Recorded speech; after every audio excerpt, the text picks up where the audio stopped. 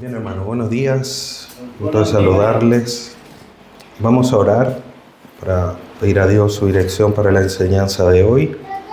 Sí, le invito a que incline su rostro. Padre Santo, te damos gracias en esta mañana por este tiempo que nos das, por esta provisión, Dios eterno, de poder escuchar tu voz, de poder, Dios eterno, reunirnos una vez más. Te agradecemos por tu gran bondad y misericordia, por toda la provisión que haces para nosotros, sobre todo este tiempo siempre valorado de poder escuchar tu voz, poder mirar tu palabra y a través de ella seguir aprendiendo, dirigiendo nuestra vida en función de tu voluntad, que sin lugar a duda es la mejor guía que podamos tener.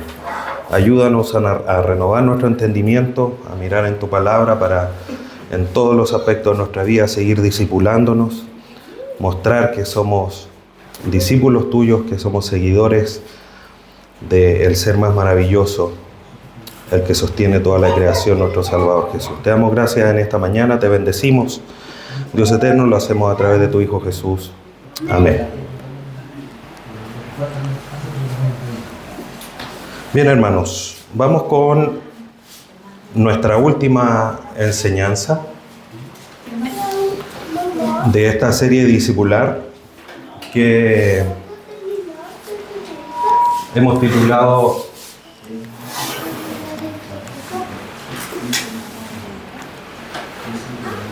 Dar más que un porcentaje. Dar más que un porcentaje. Cuando nosotros, hermanos, tocamos el tema de los dineros, siempre ha sido un tema muy complejo por el mal uso, las malas prácticas que en muchos lugares se hace de los dineros, en el fondo, de este tema. Pero la Biblia, hermanos, es muy clara y nos deja una enseñanza precisa de cómo es que debemos manejar los dineros. Lamentablemente lo que sucede en muchos lugares es que este tema no se enseña, este tema no pasa por el púlpito, por decirlo de otra manera, sino que nos manejamos conforme siempre lo hemos hecho, como siempre se ha ejercitado este tema, y no miramos las Escrituras. Y eso obviamente hace que se perpetúe un error, se perpetúe una práctica que no es correcta.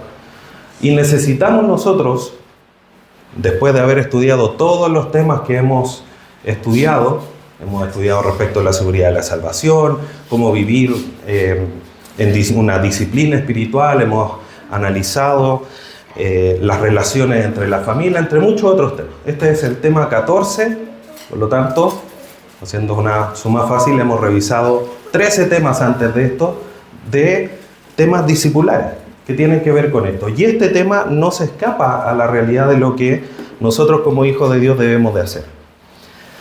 Y por sobre todo, tenemos que tener en cuenta algo, que lo vamos a mencionar más adelante.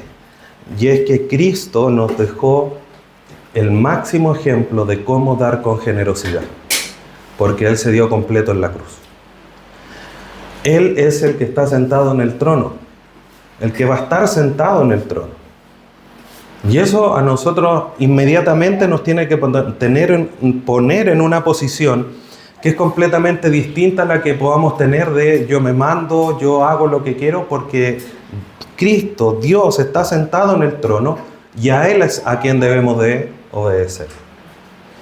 Entonces vamos a mirar en las Escrituras lo que Dios nos enseña respecto de los dineros.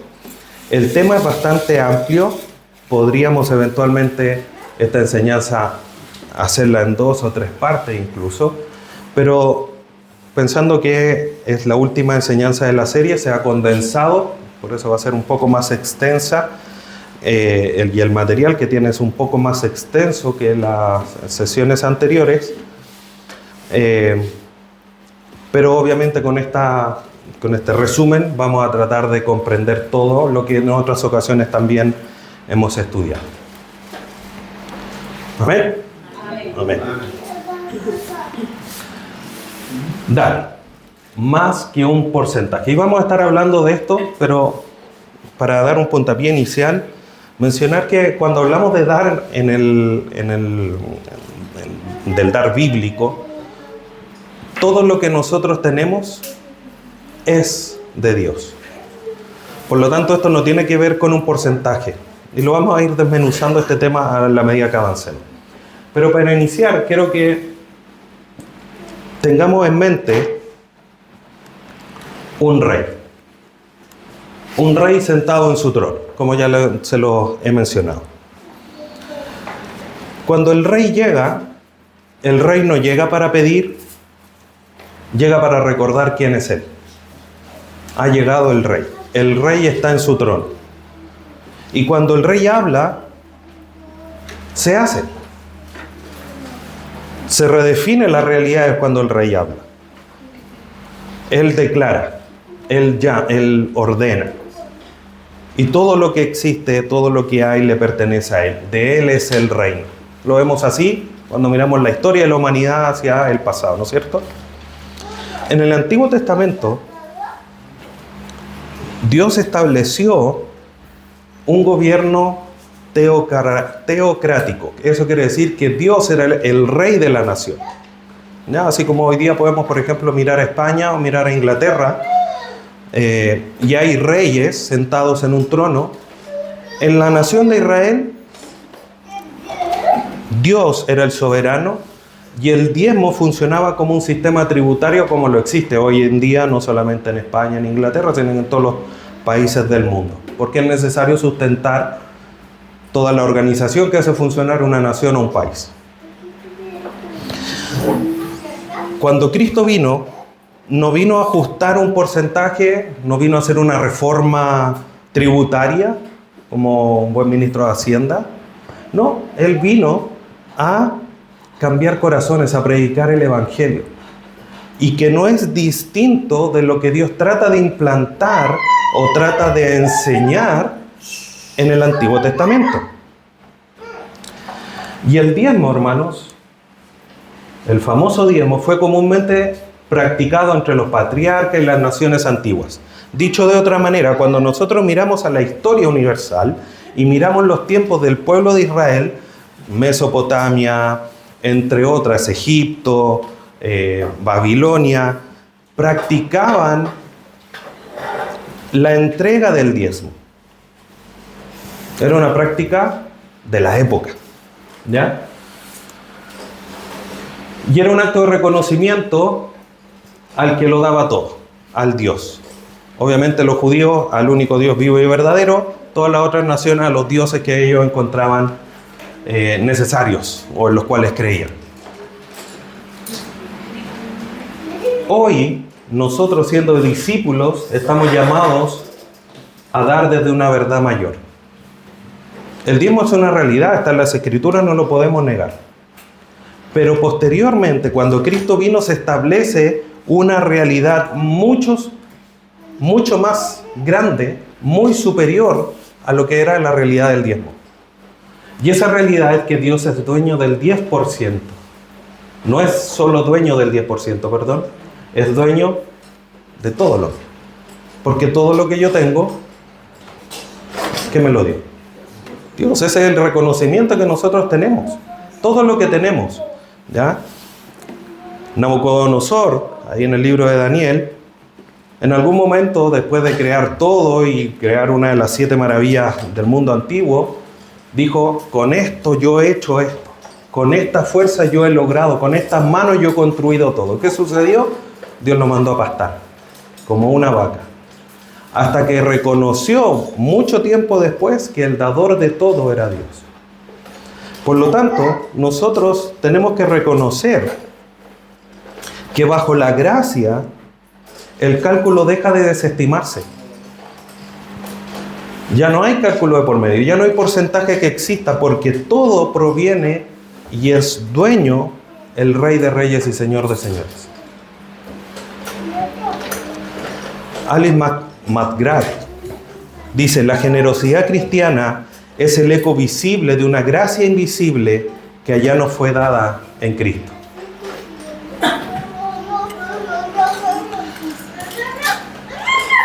Ahí está. La generosidad cristiana es el eco visible de una gracia invisible que ya nos fue dada en Cristo. Y como cierre de esta serie, como ya lo he mencionado, el discípulo no solo corre una mirada en Cristo, dejando todas las otras áreas arraigadas en Cristo, y el tema de los dineros no.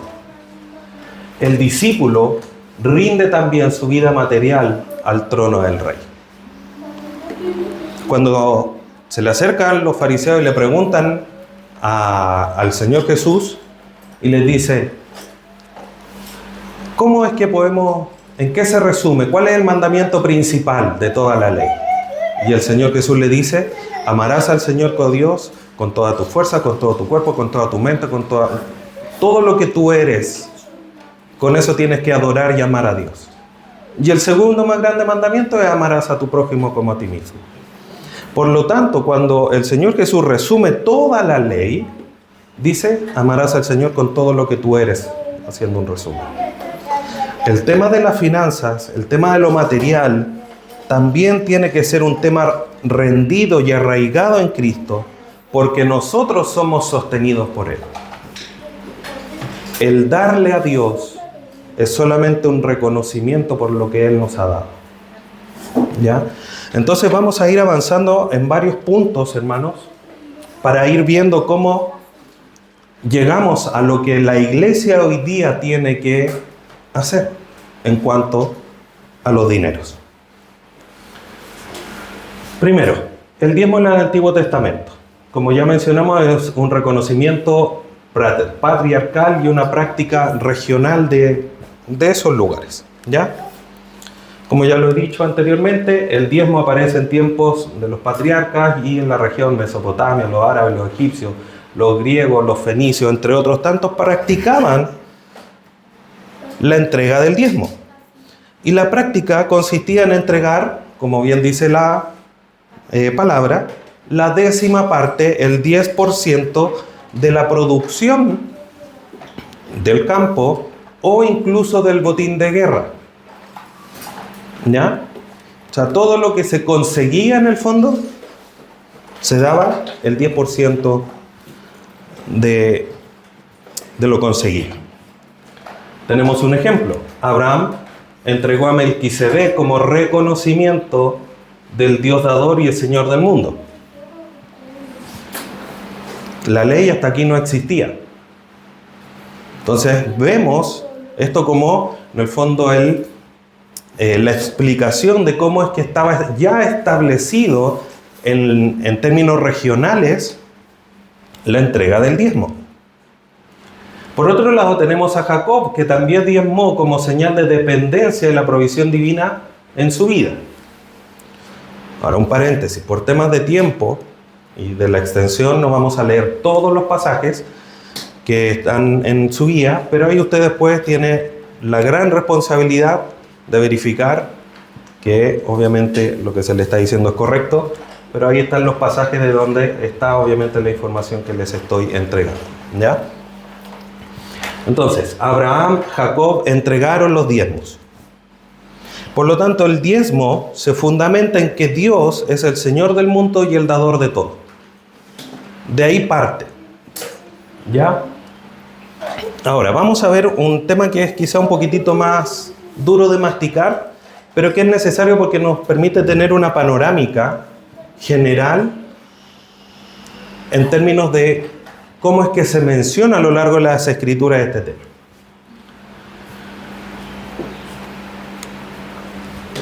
Entregar una 10ª parte fue expresado por ese verbo asar, que obviamente significa o se traduce como diezmo, 10 veces en 8 versículos en el Antiguo Testamento. El sustantivo diezmo, que es maser, se usa 32 veces en 27 versículos. Cuando nosotros pasamos del Antiguo Testamento al Nuevo, encontramos que en el Nuevo Testamento solo 3 palabras se refieren al diezmo y aparece 10 veces 4 en el Evangelio y 6 en el libro de Hebreos. Son las únicas apariciones que tenemos de la palabra o el concepto de diezmo en el Nuevo Testamento. Entonces pasamos de 42 a solo 10. 32 y 10. 42. Muy caras de pregunta. Y por último, en el Antiguo Testamento hay una palabra que se utiliza mucho más que la palabra diezmo, que es la palabra ofrenda, que aparece 461 veces y 35 veces en el Nuevo Testamento. ¿Ya? O sea, cuando vamos al Antiguo Testamento, tenemos un abundante uso de la palabra ofrenda, 460 veces por sobre 42 de la palabra diezmo. Y ahí empezamos a notar ciertas diferencias de qué es lo que más se habla. ¿Ya? Y como les decía, esto quizás es un poco más difícil de masticar, es más duro porque es como datos como bien concretos.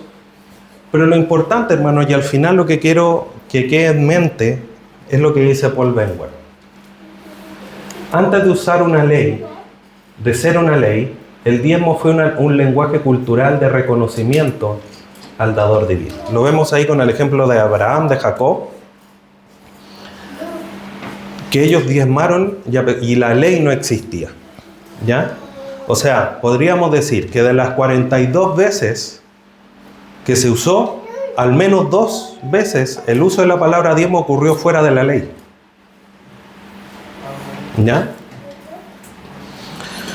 Por lo tanto, hermanos, llegamos a la conclusión de que el diezmo no nació en el vacío, fue un lenguaje económico y religioso común en la región del Oriente Medio, pero al llegar la ley, el diezmo adquiere un rol, o otro rol, un nuevo rol, que está dentro, obviamente, de la nación de Israel.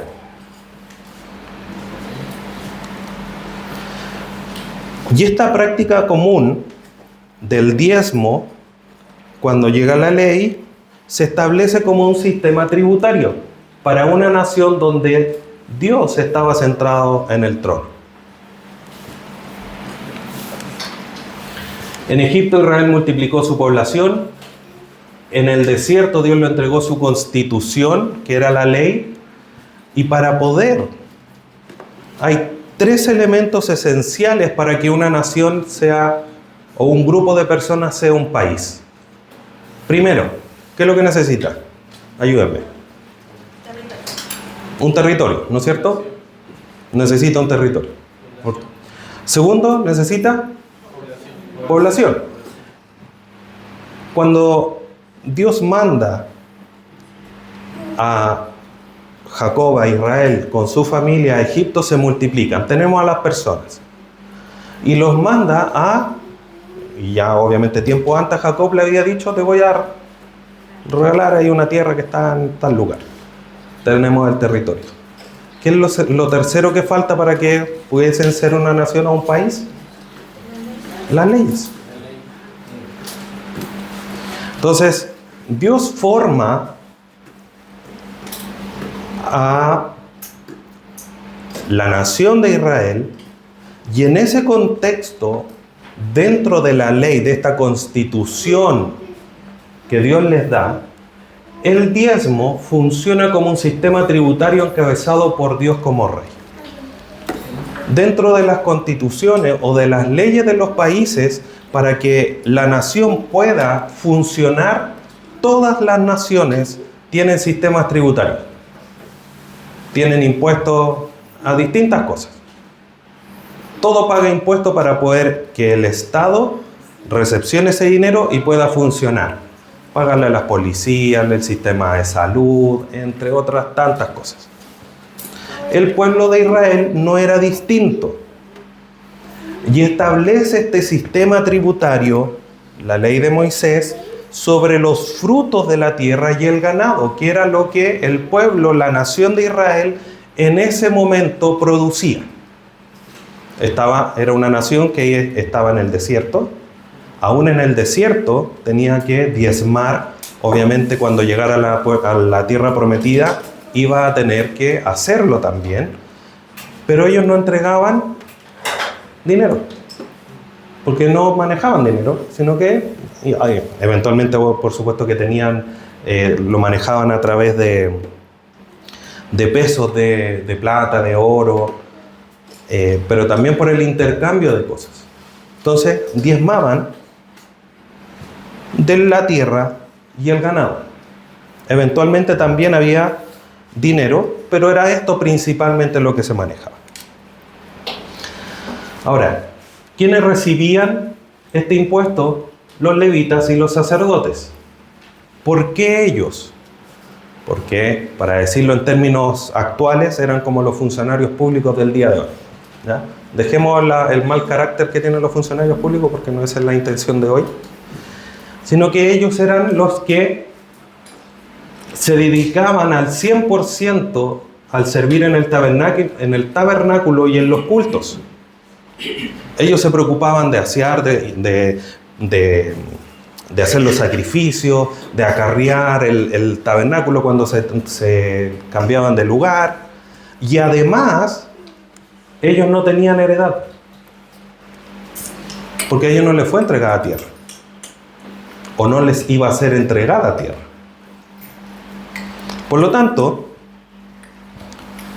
este diezmo se entregaba a estos funcionarios públicos, entre comillas, para que ellos pudieran vivir y sustentarse por el servicio que ellos hacían, porque ellos no podían producir sus propias necesidades. ¿Estamos bien hasta aquí? ¿Claro? Muy bien. Ahora, cuando miramos a la ley de Moisés, además de entenderla como una constitución de parte legal y un establecimiento de un sistema tributario, cuando miramos a la ley, encontramos tres tipos principales de diezmo. Por una parte tenemos el diezmo levítico, que era justamente para el sostén de los levitas, porque ellos no tenían heredad, no tenían tierras, ¿ya? Entonces a ellos se les entregaba el 10%. Por otro lado, tenemos el diezmo de grano o de convocaciones, que era para las celebraciones y las reuniones, las fiestas que tenía el pueblo de Israel. Entonces tenemos primero un 10% para el sustento de los levitas y otro 10% para las fiestas. Y además existía el diezmo podríamos decir, de bienestar, que se daba cada 3 años.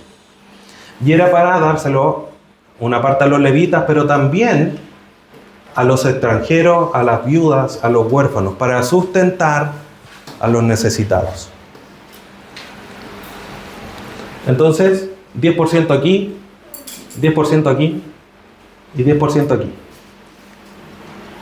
Suma fácil, eso no es 10%. ¿No es cierto? Por lo tanto, si nosotros sumamos los diezmos, anualmente el promedio era un mínimo un 20%. ¿Por qué? Porque tenemos el levítico y tenemos el de grano, o el de convivencia. Cada 3 años era un 30%, porque al tercer año se sumaba el de bienestar. Entonces, si hacemos una suma, resta, multiplicación, división, tenemos que el promedio anual aproximado de diezmo era un 23%. Caras de pregunta de nuevo, porque este 10% extra se daba cada 3 años. Entonces, si lo dividimos en 3, son 3.3 en el fondo, ¿no es cierto? Entonces, todos los años, el diezmo que el pueblo de Israel tenía que entregar era de un 23%. ¿No es cierto? Entonces, ya no es 10. Si lo miramos bíblicamente, el diezmo, si bien la palabra diezmo es 10%, pero se daban de cosas distintas, en tiempos distintos, por lo tanto, el diezmo total que se entregaba era un 23%. 23 diezmos.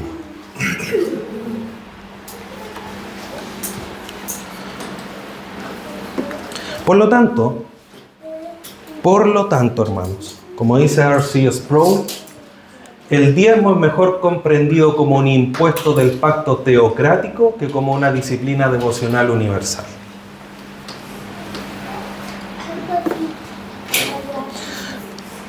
Dicho de otra manera, y vamos obviamente a ir avanzando y reafirmando esto, pero no podemos imponer un sistema tributario de la nación de Israel a la iglesia. Porque si eso fuese así, y nosotros, si buscamos ser bíblicos, deberíamos decir que cada miembro de la iglesia debería dar el 23% de lo que gana. Y no el 10%, porque bíblicamente es 23% anual. Por lo tanto, no corresponde hacer ese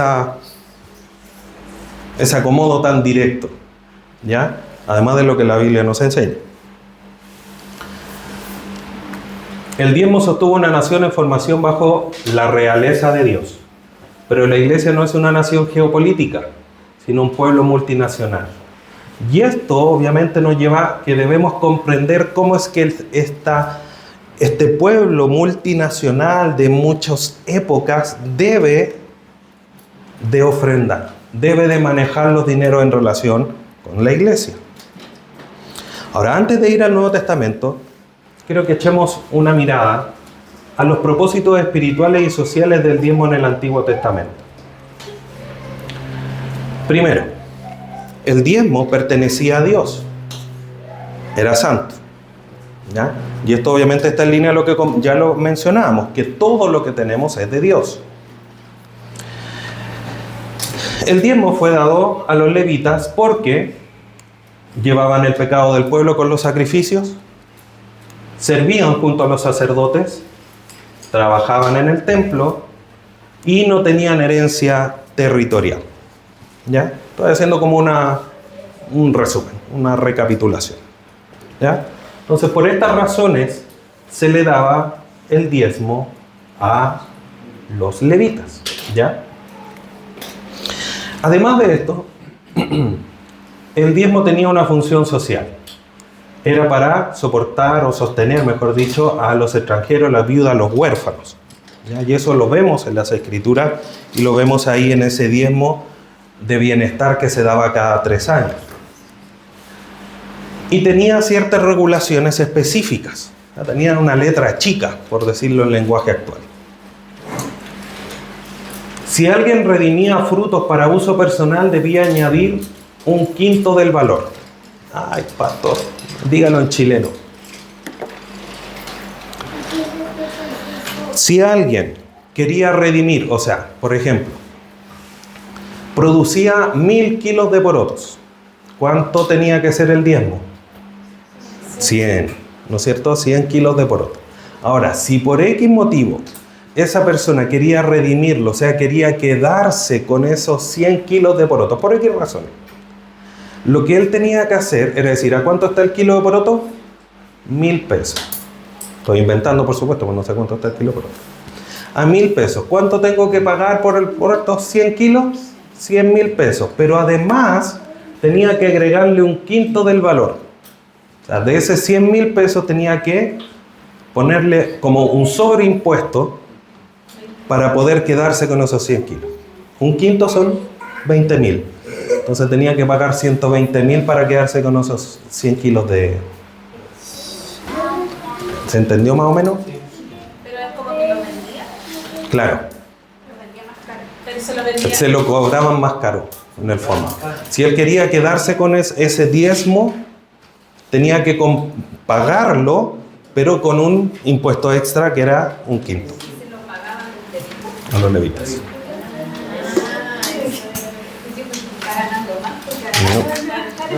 Porque en el fondo ese 10% pertenecía a los levitas y para poder quedárselo él tenía que pagarle a los levitas para poder no pasárselo. ¿Ya? Y eso iba con 1/5 del valor.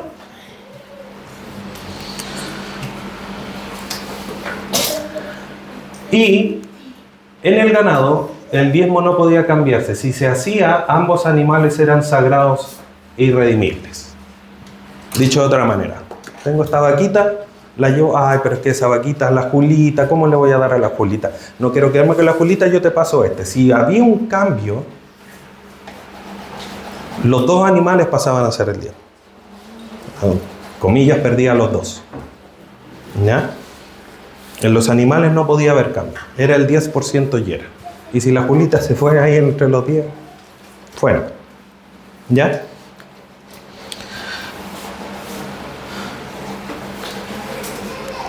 Por lo tanto, citando a Juan Calvino, Dios ordenó el diezmo para sostener al sacerdocio, no para medir la piedad del pueblo de Israel. No era para ver si eran santos o no eran santos. Era para sostener a los levitas y a los sacerdotes. ¿Ya? Estas regulaciones, hermanos, nos muestran que el peso legal, o sea, el peso legal y formal del diezmo en Israel. Cuando Jesús llegó, la ley ya había sido sobrecargada por tradiciones. ¿Qué es lo que ocurre en este nuevo pacto, en el Nuevo Testamento? Es lo que vamos a ver ahora.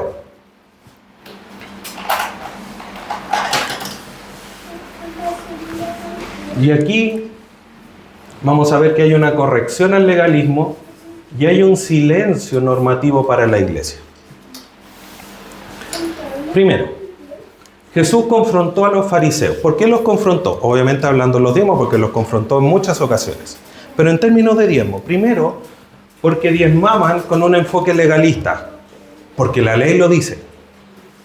La ley dice que hay que darlo y hay que hacerlo así, pero al pie de la letra, ni una coma más ni una coma menos. El 10%, legalista. Y porque lo priorizaban por sobre la justicia y el amor de Dios. O sea, para ellos era más importante diezmar que darle a la viuda y al huérfano. ¿Ya? Eso es una cosa. Segundo, en Hebreos el diezmo solo aparece como una décima parte de Abraham a Melquisedec, citando esa historia de Abraham allá en Génesis, cuando Abraham le dio a Melquisedec. Y obviamente como un argumento cuyo tema central es la superioridad de Cristo. ¿Ya? ¿Por qué es importante entender esto? Porque Hebreos no menciona el diezmo como una norma para la iglesia, sino para decirle a los hebreos, a quien fue dirigida la carta, es como que el autor de la carta, que no sabemos quién es, le estaba escribiendo y diciendo: Cristo es más grande que Melquisedec. Cristo es superior a todos los demás. Eso es lo que está tratando de decir la carta a los hebreos.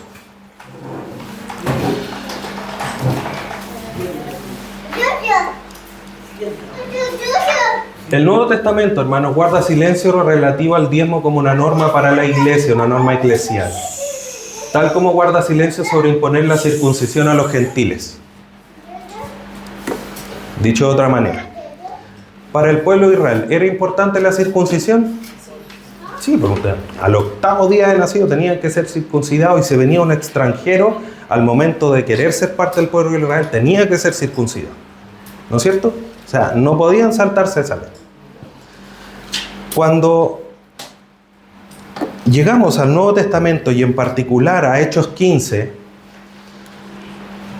no se quería imponer una carga que fuese innecesaria a los gentiles. Porque estaba toda la discusión. Oh, mira, el evangelio se está extendiendo, ya no tenemos solo judíos aquí. Se están sumando romanos, se están sumando griegos del norte de África, etcétera, etcétera. ¿Qué vamos a hacer? Les vamos a pedir que se circunciden, que sigan la ley, todas las normativas que ellos hacen. Y cuando vamos a Hechos 15, solamente se le impuso 3 cosas. Que en resumen era: no coman carnes de ahogados, no coman sangre. En ningún momento se mencionó, primero, la circuncisión. No se mandó a circuncidar. Y segundo, no se mencionó nada de los diezmos. Dicho de otra manera, si el diezmo fuera para la iglesia o para los gentiles, o si el diezmo fuera tan importante como una norma para la iglesia, sin lugar a duda que en el concilio Los apóstoles hubiesen sido guiados por el Espíritu Santo para decir, no coman esto, no coman esto, no coman esto, y diezmen. O no coman esto, y circuncídense. No lo hizo. Dejó la circuncisión y dejó el diezmo afuera. Y por eso es, hermanos, que creo, a la luz de estos antecedentes, que el diezmo no es para la iglesia. Porque además, ni Pablo lo menciona. Si leemos las cartas pastorales, la primera y segunda de de Timoteo y la carta de Tito, en esas instrucciones, incluso de cómo nombrar ancianos en la iglesia, no dice nada respecto de la iglesia tiene que diezmar. Pero queda todavía. Thomas Schreiner, ya me aprendí el apellido, dice, Hebreos, el libro de los Hebreos, no presenta el diezmo como un mandato, sino como un precedente para exaltar un sacerdocio superior, que es Cristo. Para eso, Hebreos cita a el diezmo, ¿ya? Porque alguien podría decir, sí, pastor, pero ahí en Hebreo aparece el diezmo. Sí, sí aparece, pero no con la intención de un mandato para la iglesia. Por lo tanto, si el diezmo no es un mandato para la iglesia, ¿qué sí es un mandato para la iglesia? Y aquí, hermanos, donde vamos a segunda carta a los Corintios, capítulo 8 y capítulo 9, donde encontramos el modelo más claro de cómo debemos dar. Obviamente no es exhaustivo, hay otros pasajes donde nosotros podemos ver cómo debemos ofrendar, pero aquí tenemos como el tema más condensado, el tema de la ofrenda. Y aquí tenemos que entender que la gracia que motiva un corazón que se entrega y una acción que se organiza.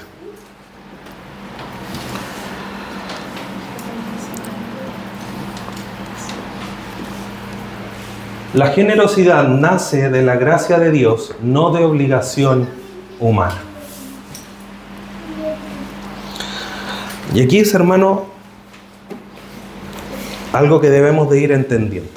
Porque lamentablemente, humanamente hablando, muchas veces funcionamos porque nos están presionando, porque tenemos una obligación y no por la generosidad. A muestra un botón, como se dice.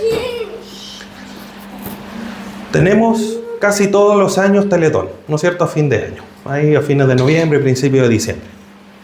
¿No es cierto? Y todos, una gran parte de empresas, personas, etcétera, grupos, clubes, hacen actividades y dan dinero. Muy bien, no estamos en contra de eso. Pero la pregunta es, ¿por qué no dan una cantidad de dinero en marzo, en abril? Si la cuenta del banco está ahí, pues. A lo mejor algunas personas lo hacen, no lo sé. Pero en términos generales, el 99% le aseguro que solamente da para la fecha de la Teletón. ¿Por qué? Porque está la obligación. Comillas, obligación, porque están las 20 y algo horas de amor, como se dice. ¿Ya? Paréntesis, no es que esté atacando la Teletón. No estoy en contra de la Teletón. ¿Ya? Estoy solamente poniendo como un ejemplo de la obligatoriedad que sentimos de darlo en esas 20 y tantas horas y no en el resto del año. En la otra, no sé, 10.000 horas que tenemos en el año, solo damos en esas 27 horas, un poquito más actualmente. Entonces tenemos que pensar y instalar en nuestra mente que dar, ofrendar al Señor es por generosidad, por voluntariedad. Ahí está. En el Antiguo Testamento como en el Nuevo, tanto la palabra hebrea para ofrenda, mikha, y la griega doron, realzan la voluntariedad de la ofrenda. No es obligación. No hay un mandato, no hay un verbo en imperativo que diga den. Porque tiene que nacer del corazón. Dicho de otra forma, la ofrenda se entrega como un regalo presente, solo de reconocimiento, no esperando nada a cambio. Tiene que nacer de mí.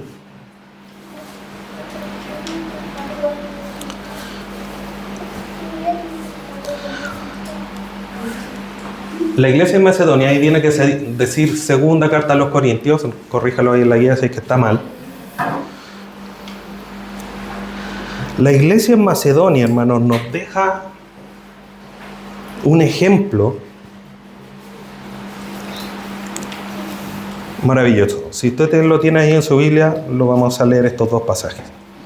Dice: asimismo, hermanos, os hacemos saber la gracia de Dios que se ha dado a las iglesias de Macedonia, que en grande prueba de tribulación, la abundancia de su gozo y su profunda pobreza abundaron en riqueza de su generosidad. Segunda carta a los Corintios 8, 1 y 2. La iglesia en Macedonia, primero tenían gozo en medio de una tribulación. ¿Qué nos muestra esto? Que estaban llenos del Espíritu. ¿Por qué dice, pastor, que estaban llenos del Espíritu si usted no estaba ahí? ¿Por qué? ¿Qué es lo que dice Santiago? Tengan por sumo gozo cuando se encuentren en distintas pruebas, en distintas tribulaciones.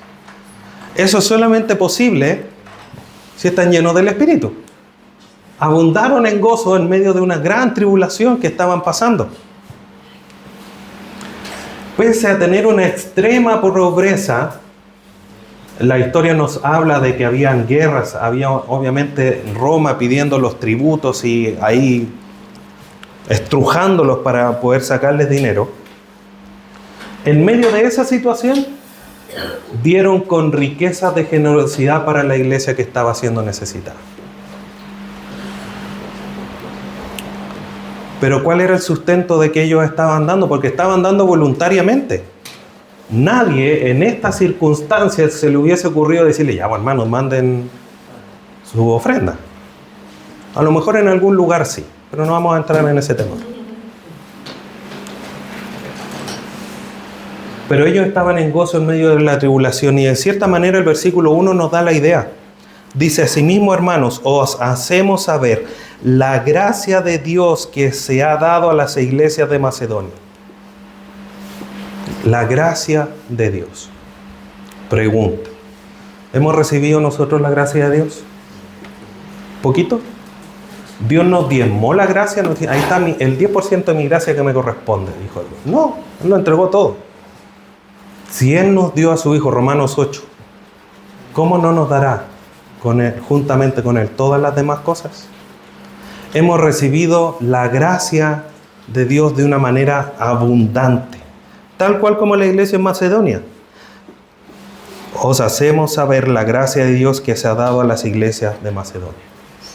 La iglesia de Macedonia estaba dando porque había recibido la gracia de Dios, habían sido salvos, habían recibido el mensaje del Evangelio, estaban gozosos porque estaban siendo partícipes del sufrimiento de Cristo.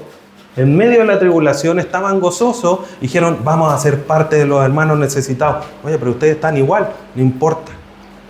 Dios nos va a sustentar. Si nos dio a su Hijo, ¿cómo no nos va a dar las demás cosas? Ahí está la ofrenda para la iglesia en Judea.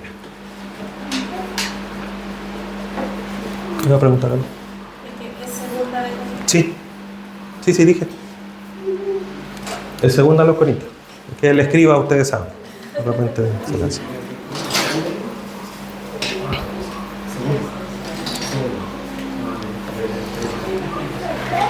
¿Estamos claros entonces, hermanos? Ahí de nuevo, voy a expulsar de la iglesia al mecena que escribe. Porque segunda a los Corintios, por favor. No puedo decir que todas las citas sean segunda Corintios porque más de alguna puede ser de primera, pero en este caso, ahí es segunda. Corríjanlo, por favor, en su libro. 3 principios del modelo de ofrenda que encontramos en la primera carta a los Corintios. Primero, con agrado. Nosotros elegimos el curso de acción. No hay una imposición de cuántos que tenemos que dar. No tenemos. No hay un porcentaje. Con agrado. Pero, porque humanamente hablando, podríamos decir, no, ya tengo lucas. No, 100 pesos. No me duele, me saco el peso de los bolsillos. Pero, tiene que ser conforme a sus fuerzas. Que habla de lo proporcional de lo que se tiene. O sea, si yo vendí mis porotos y tengo 120 luquitas en el bolsillo, ¿puedo dar 100 pesos?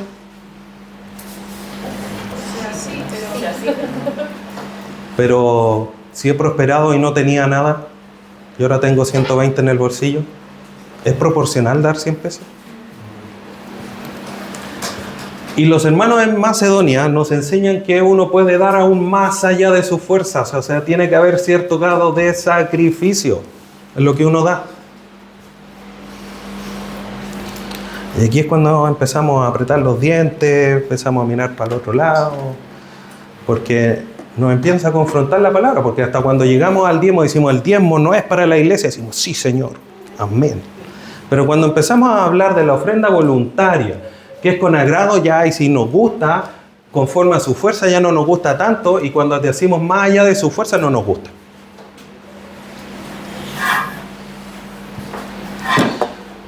Cuando hablamos, hermanos, del diezmo, habitualmente el número 10 en las Escrituras, y esto no se trata de hacer numerología, sino que es de ver cuántas veces se toca el tema. El número 10 es un trato con el corazón. Aquí se trata, hermanos, de quién está sentado en el trono de tu corazón, Cristo o el dinero. Si te cuesta soltar el dinero, es porque Él está sentado en el trono. Y no logramos entender que Cristo se dio completo, no hemos logrado comprender todo lo que Dios nos ha dado para nosotros entregar de eso a la iglesia.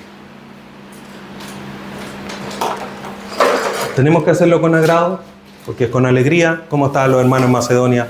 Ahí en medio de la tribulación, con persecuciones, ellos estaban gozosos y dieron con gozo, con agrado, conforme a sus fuerzas, más allá de sus fuerzas. Si nosotros leemos todo el pasaje de segunda carta a los Corintios 8 y 9, vamos a encontrar algunos principios fundamentales. La ofrenda es vista como un privilegio, no como una coerción. Coerción quiere decir apretar como una obligación importante, sino como un privilegio. Segundo, ahí también es segunda carta a los Corintios, por favor.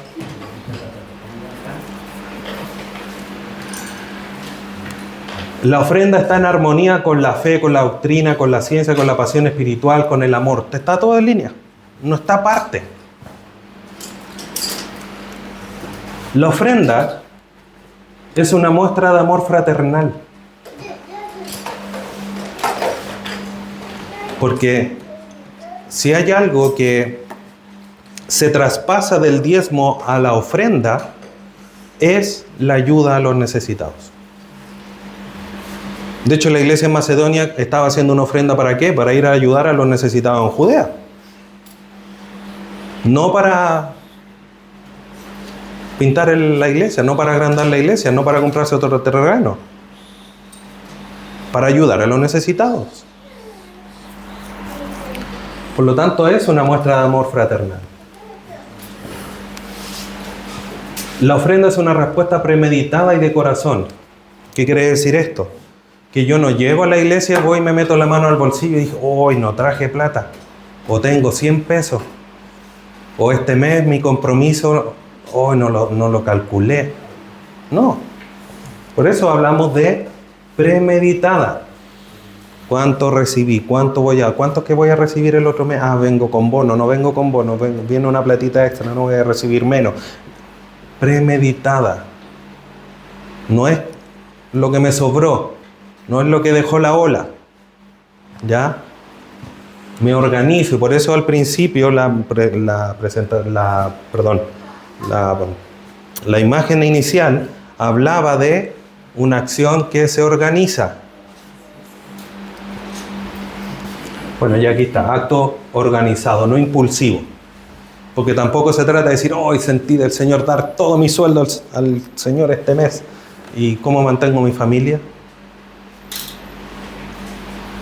Es un acto organizado.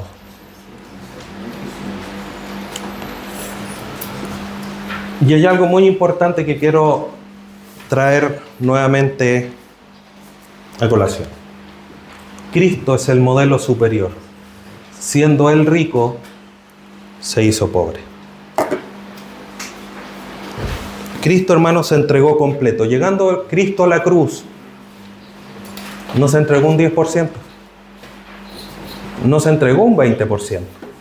No se entregó un 30%. Se entregó completo, entero, pleno, para nosotros pudiésemos ser, siendo pobres, ahora ser ricos. Estábamos en una miseria espiritual y por el acto de Cristo en la cruz, hoy día nosotros podemos ser llamados sus hijos, podemos tener la esperanza bienaventurada de estar en la eternidad con Él. Por lo tanto, Él se entregó completo. Él se entregó completo por nosotros en la cruz. Para que hoy día nosotros de manera completa, todo lo que somos, tengamos esta hermosa esperanza, una esperanza que no avergüenza. Cristo estaba, como dice Filipenses 2, no escatimó el ser igual a Dios como cosa que aferrarse, sino que se despojó a sí mismo, se negó y se vino a ser humano, tal cual nosotros. Estaba disfrutando de la eternidad, sin pecado, y se hizo pobre para enriquecernos espiritualmente. Y eso es lo más grande que tenemos, hermano. Lo más grande que tenemos no es el auto que tienes, no es la casa que tienes, o no es la casa que puedas estar arrendando, no es el trabajo que puedas tener, no es el puesto en tu trabajo o el futuro puesto en tu trabajo. Lo más grande que tú tienes hoy en tu vida es Cristo y la esperanza futura de estar reinando con Él. El título más grande que tú tienes es ser llamado hijo de Dios. Juan 1:12. Y eso es posible porque Cristo llegó a la cruz. Y eso, hermanos, es central. Porque así como los hermanos en Macedonia abundaron en generosidad por la gracia que entendieron que habían recibido. Nosotros hemos recibido la misma gracia. El tema es que no hemos sacado al dinero del trono en que lo tenemos.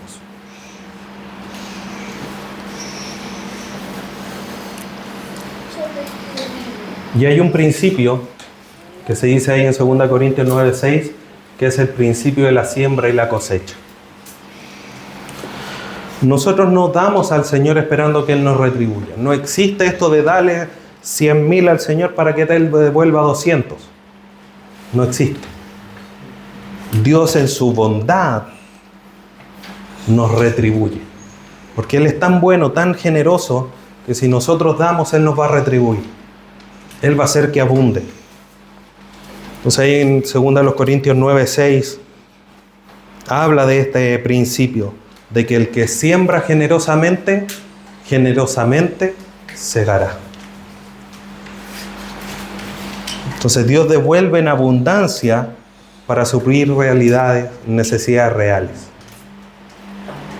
¿Ya? Si yo deseo egoísta, voy a darle más al Señor porque este mes me va a faltar plata, no funciona así.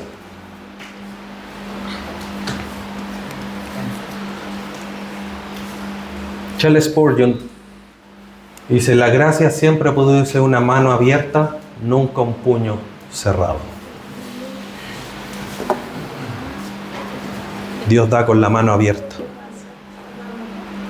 Y nosotros lo que hacemos muchas veces es, como se dice en buen chileno, manito de huevo. Apretada la mano, no soltamos.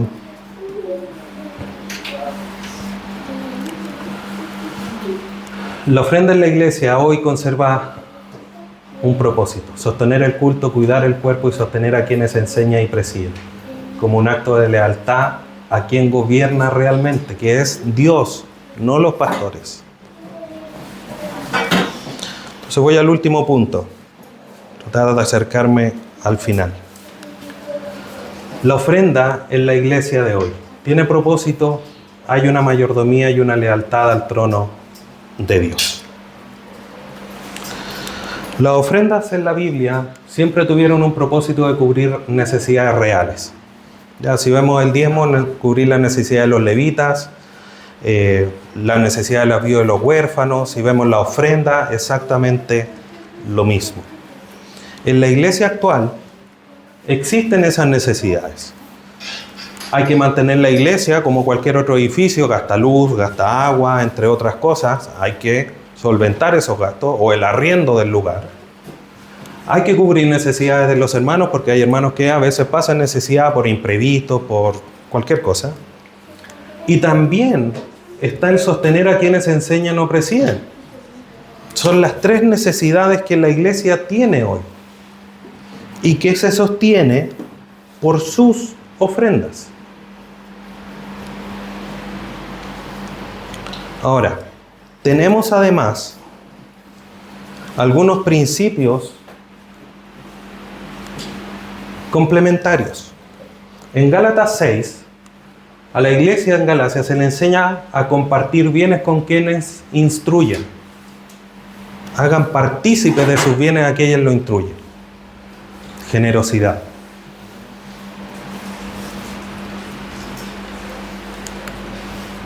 Según a los Corintios 11:9, Pablo tenía el derecho de que la iglesia lo sustentase, pero él decidió no ser carga para la iglesia. Y conocemos parte de esa historia donde él trabajaba en las noches para poder vender carpas y no serle una sobrecarga a la iglesia.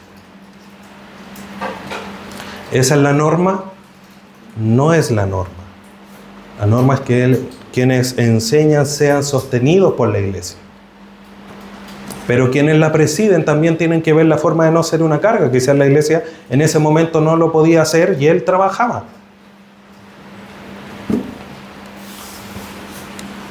Pablo se gozó de la iglesia en Filipos por una diligencia al tratar de sostenerlo. Y Timoteo instruye a la iglesia, o Pablo le dice a Timoteo que instruye a la iglesia, que sostenga a quienes presiden y que enseñan. Son dignos de doble honor. Y hace mención de que no hay que poner bozal al buey que trilla. Entonces tenemos estos principios, hermanos. Con todo esto ya en mente, quiero ir tratando de resumir y dejando un par de cosas claras.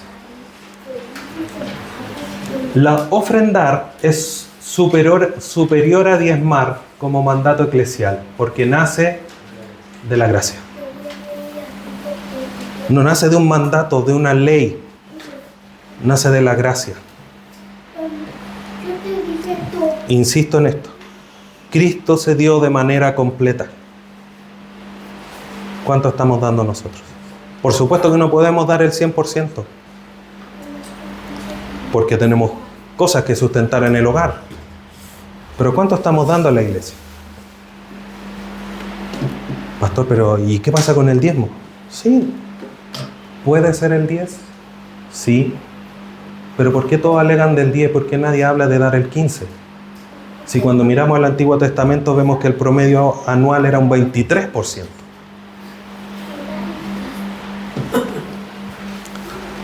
La gracia da mucho más y demanda mucho más de nosotros.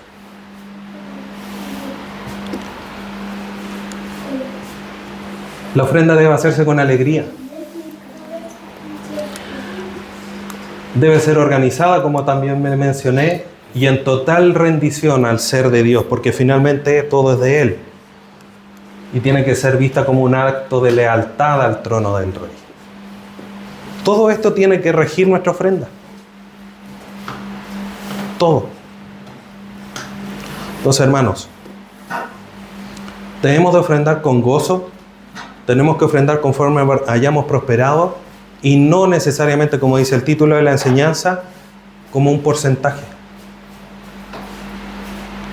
Pero recuerda siempre que lo que tú des refleja ¿Quién está sentado en el trono de tu corazón? Está bien que a lo mejor estés pasando por alguna situación económica compleja, pero eso no es permiso, autorización para no dar. Se puede dar menos, porque es un compromiso del corazón. Es decirle, Señor, sabes que estoy apretado económicamente, estoy muy apretado, estoy acongojado con esto, pero no quiero dejar de darte. Por estos meses quizás puedo dar solo 5,000, pero este es mi compromiso mensual, porque tú no me has fallado. Tú sigues dándome todos los meses en el trabajo. No me han despedido, sigo teniendo pega y si me falta me encuentro en otro lugar. No me falta. Estoy apretado porque a lo mejor no recibo menos dinero de lo que necesito, por muchos factores. Pero ahí está mi compromiso. Ahí está, porque tú no me has faltado. Cuando mejore mi situación, te daré más. Pero no es un permiso para no dar. ¿Quién se está sentado en el trono de nuestro corazón? Albert Moller dice, la iglesia sostiene a sus ministros no por ley, sino por honor, no por cálculo, sino por gozo. Y obviamente parte de lo que ustedes dan a la iglesia, como vimos las necesidades de la iglesia hoy, cubrir las necesidades del lugar, los necesitados, pero también a quienes les enseñan. Y eso no es por aprovechamiento. Hay una manera organizada, clara y transparente de hacerlo. Y ustedes como iglesia lo saben, cómo los manejamos.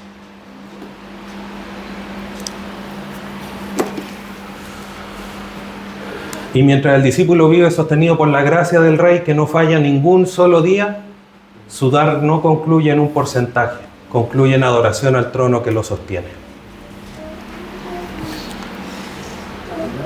Por lo tanto, hermanos, para ya ir concluyendo, el diezmo fue un impuesto teocrático para Israel, no un mandato para la iglesia.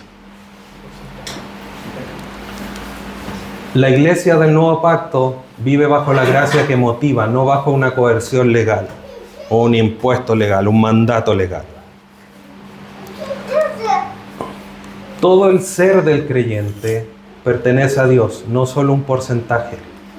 De hecho, Dios demanda que le demos todo, que rendamos todo nuestro corazón a Él, no un porcentaje. Nos dice, déjate ahí un espacio para que guardes tus cosas en el corazón. No, todo el corazón.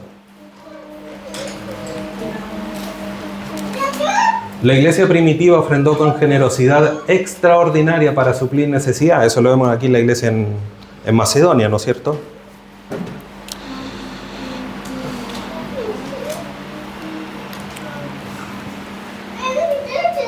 John Piper dice, el Evangelio no pide un diezmo, pide un trono.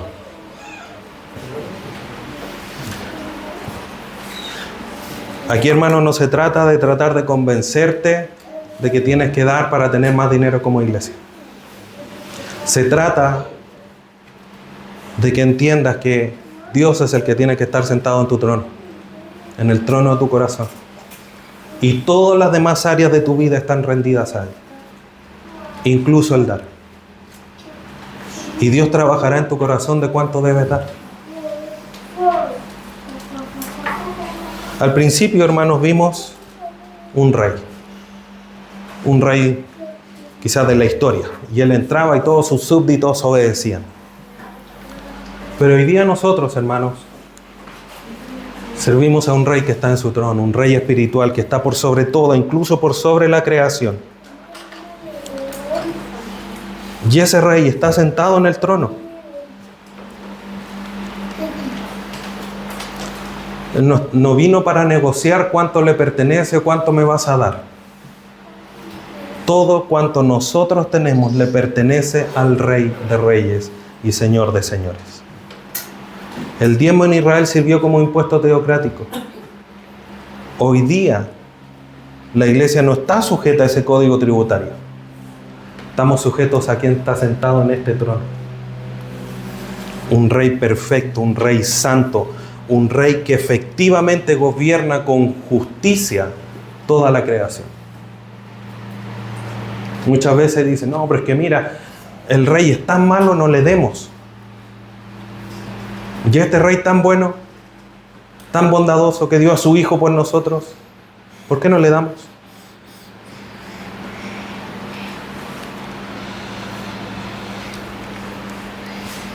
No damos porque calculamos, sino porque adoramos al Rey.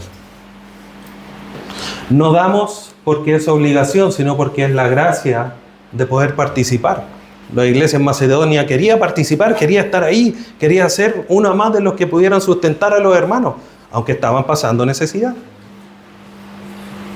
No damos un porcentaje porque le falte algo, sino porque a nosotros no nos falta nada gracias a Él. Y eso es lo que importa.